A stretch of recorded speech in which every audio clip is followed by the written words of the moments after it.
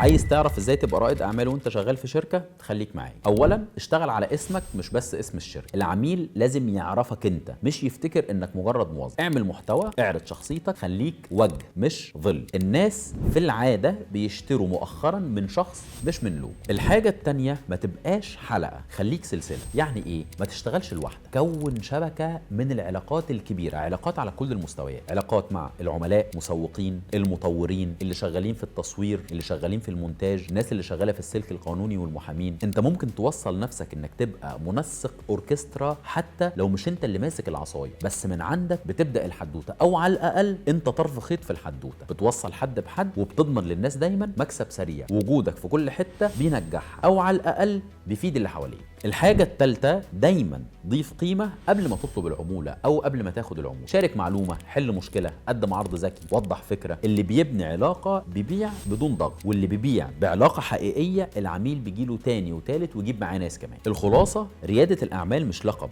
دي طريقه تفكير. تبداها بانك تشوف كل خطوه في شغلك كانك صاحب البيزنس، حتى لو لسه ما عندكش مكتب.